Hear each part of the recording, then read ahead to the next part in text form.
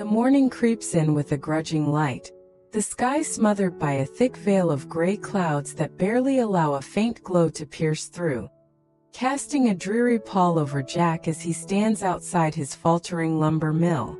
The air is thick with the earthy, damp scent of soaked wood, a relentless reminder of his mounting troubles, and the uploaded photos reveal stacks of neglected timber, slick with moisture, untouched for over a week.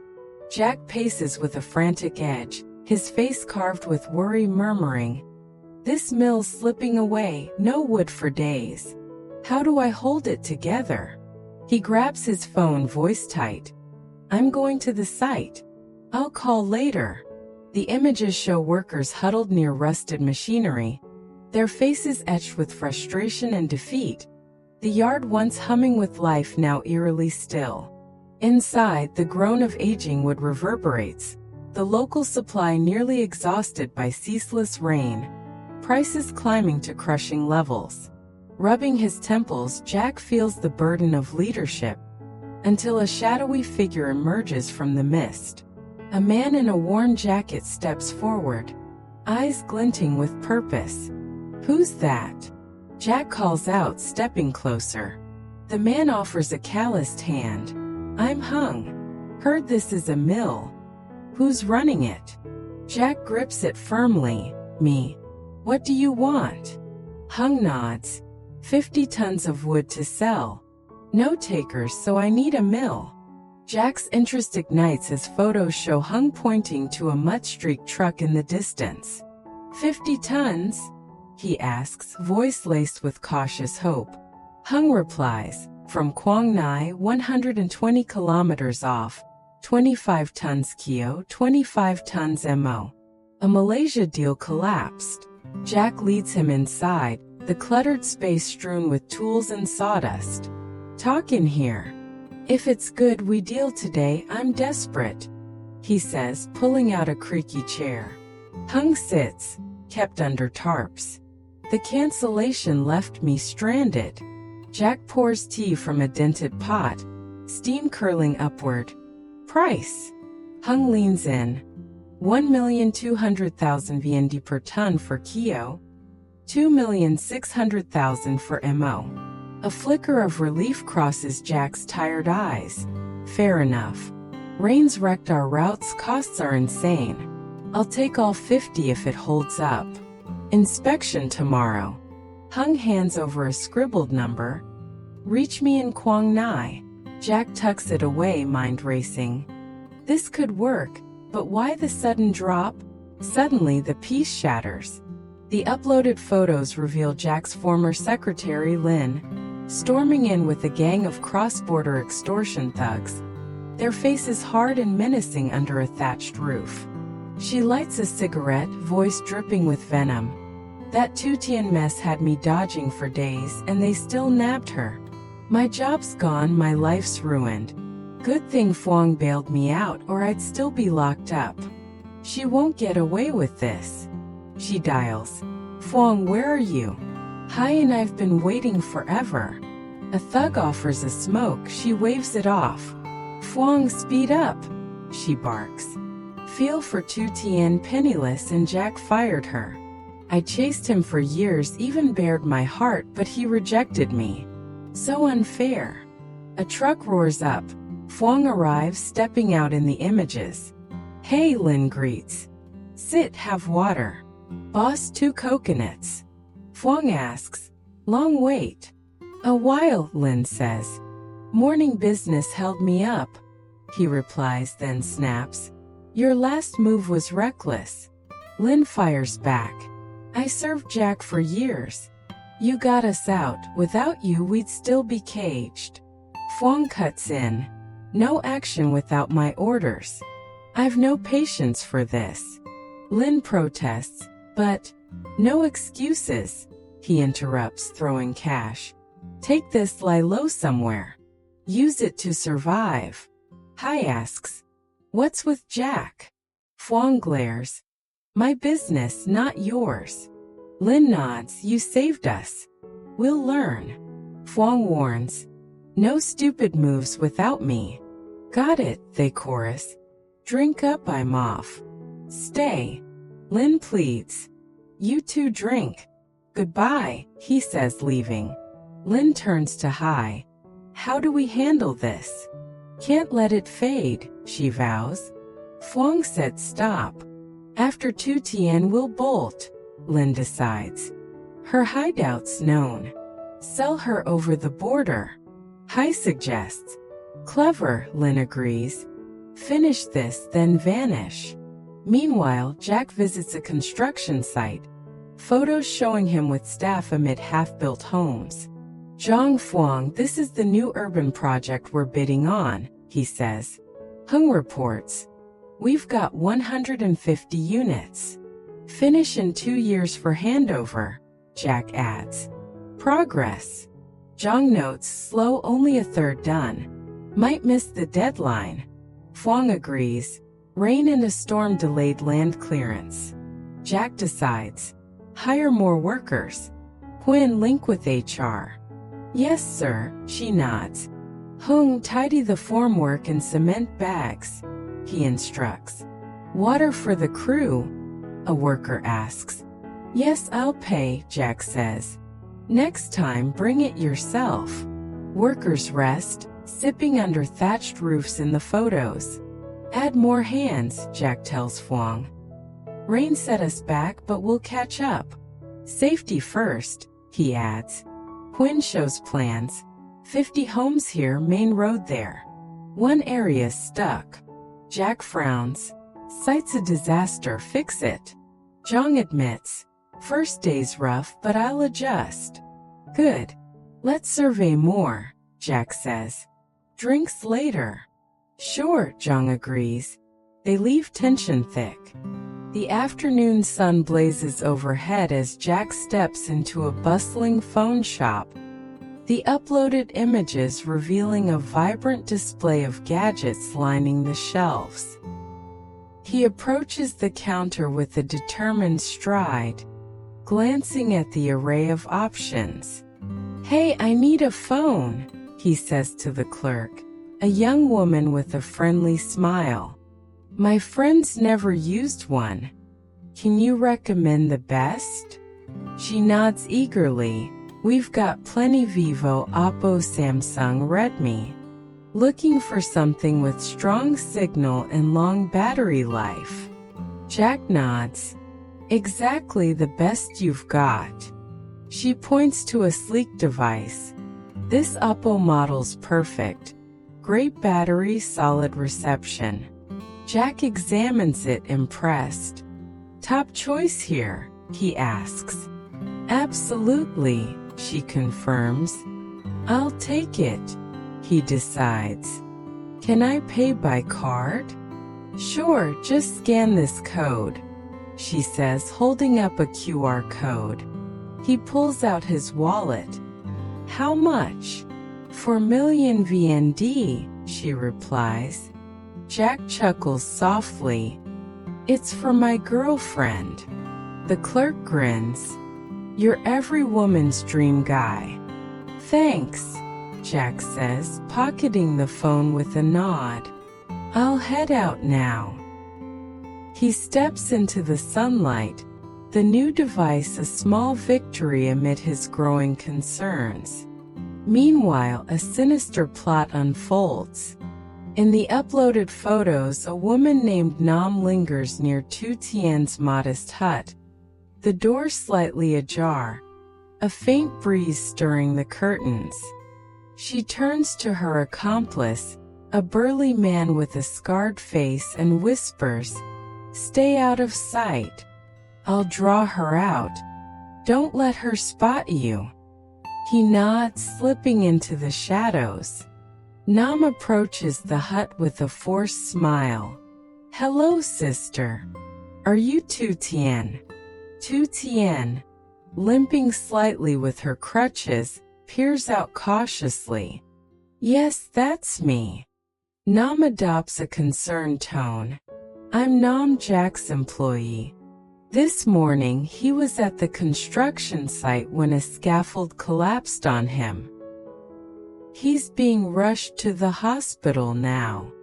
Tu Tien's eyes widen in alarm. Oh no! Where is he? Nam steps closer. They're taking him to emergency care. Come with me. He asked for you specifically. Tu Tien hesitates, then grabs her bag. Please take me to him. Nam urges. Hurry, he's in bad shape. He kept mentioning your name, so I had to come get you.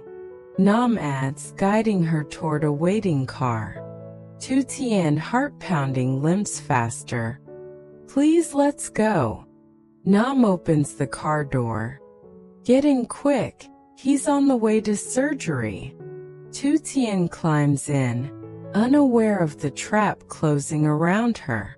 Across town, discontent brews at a cozy cafe. The uploaded images showing staff seated at a wooden table. A colleague gestures warmly. Take a seat. What would you like? A young secretary smiles. I'll have milk tea. Another worker adds, black coffee for me. The colleague leans in. How long have you been with Jack? Just a week before you joined, she replies. Tough job, he asks. It's manageable, I'm used to this pace, she says. What's Jack like to work with? Any pressure? She sighs. Not really comfortable, to be honest. He plays favorites. I poured my soul into the golf project, but he handed it all to Zhang. It stings. The colleague nods thoughtfully. Didn't peg him for that. What about you, your take? I can't stand him, he admits.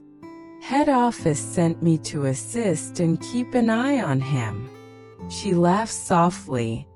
Looks like we're on the same wavelength. As his secretary, any dirt on him? He probes. Nothing major, files are handled well. Need insider info? She offers. He smirks. Saw you snap at him on sight. Eyeing his position. She lowers her voice. You get me. I despise him. That golf project was my baby, and he gave it to Zhang. It's infuriating. Their conversation deepens, a shared resentment fueling a quiet alliance as they sip their drinks, plotting under the surface. The night descends upon the village like a heavy shroud, the air thick with an oppressive stillness broken only by the occasional rustle of leaves in the wind. Jack returns to Tu Tien's small hut, his footsteps echoing on the worn wooden floor, the uploaded photos painting a haunting picture. An unfinished pot of noodles sits cold and congealed on the stove, its steam long gone, while her crutches lie discarded against the wall, and the door hangs ajar, swaying slightly in the breeze. Tu Tien. Tu Tien, he calls out, his voice cracking as it reverberates through the empty space, met only by a deafening silence. Panic surges through his veins. He bolts outside, scanning the darkened yard, then sets off to search her usual haunts. The quiet well where she often rested, the bustling market square now deserted, and the winding path to his mother's house. Each location yields nothing but an aching void, his hope dwindling with every step. She's gone, he mutters, his breath coming in short, ragged bursts as he paces back to the hut. The noodle pot, still faintly warm to the touch, and the crutches suggest a sudden, unplanned exit, twisting his stomach with a gnawing dread. He fumbles for his newly purchased phone, his fingers trembling as he dials his mother, the line crackling with static. Has Tu Tien come to you? He asks, his voice barely steady. Her reply is soft but firm. No, son, she hasn't been here. The words hit him like a physical blow, the realization sinking in. Something is terribly wrong. She'd never leave her crutches behind, not with that injured leg, he thinks, his mind racing with dark possibilities. Someone's taken her, he whispers, clenching his fists as the night deepens, the hut's silence mocking his growing fear. He paces the small room, the unfinished meal a cruel reminder of her absence, his eyes darting to the open door as if expecting her to stumble back. He tries calling her old number, the unanswered rings piercing the quiet, each tone amplifying his terror. The clock on his phone glows faintly, 6:03 a.m. Friday, June 13, 2025. The early morning stillness broken only by his ragged breathing and the distant howl of a stray dog. Memories flood his mind. Her gentle smile, her stubborn resolve despite her injury, the way she'd laugh off pain. The thought of her in danger ignites a fierce determination. "I'll find her no matter what," he vows, grabbing his jacket and stepping into the chilly dawn. Elsewhere, the trap tightens with ruthless precision. The uploaded photos capture a chilling scene. Nam and her accomplice, a wiry man with a cruel smirk and a scar running down his neck, drag an unconscious Tu Tien into the cramped back of a beat-up car, its paint peeling from years of neglect. Nam had struck her with a swift, calculated blow to the head after the car door closed, the lie about Jack's accident unraveling into violence. Tu Tien's limp form slumps against the seat, her breathing shallow and uneven, a thin trickle of blood staining her temple. "She's out cold, good hit," Nam mutters, wiping her hands on her jacket with a cold detachment. The accomplice grins, tossing a rope into the trunk. "Perfect. Let's move. Borders our destination tonight." They hoist Tu Tien into the trunk, her body folding awkwardly as they slam the lid shut, the car's rusty hinges groaning in protest. "After this, we vanish for good," Nam says, pulling out a crumpled map and tracing a route under the dim glow of the dashboard light. "No one will find us once we cross." The accomplice nods, starting the engine with a guttural roar, the headlights cutting through the darkness as they speed away.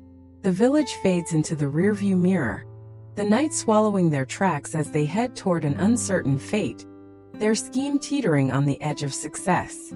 Back at the hut, Jack's desperation reaches a fever pitch.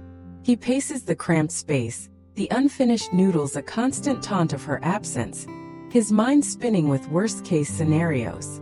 He grabs a flashlight from a drawer, sweeping its beam across the room, searching for any clue. A torn piece of fabric, a footprint, anything.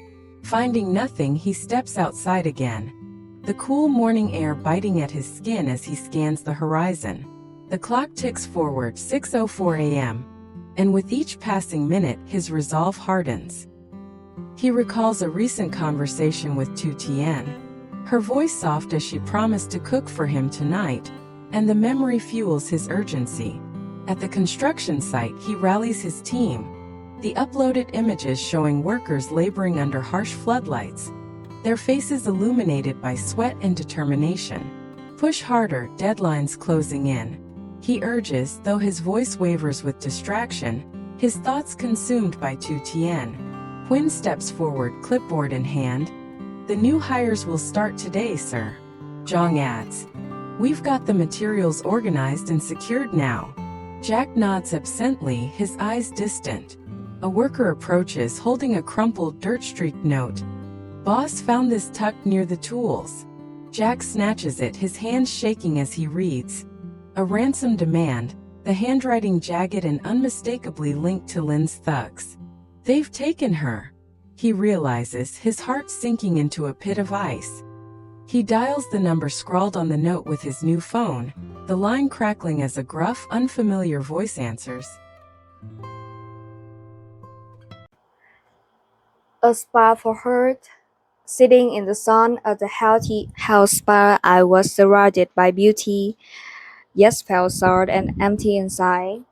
I had come to spend the first holiday after my husband's death with stranger. I couldn't ima- imagine spending this Thanksgiving with anyone I knew. Giving thanks was completely beyond me. I hoped that week would help me heal. After 2 years of caregiving and trying to keep my business go at the same time, I felt like a burned out survival of war. I was just making time until I could join Jack.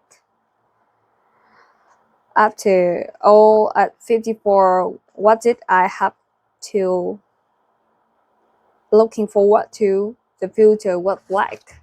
The waiter approached my table asking if I needed anything. To my surprise, I said, yes, if you know anyone here who is recent.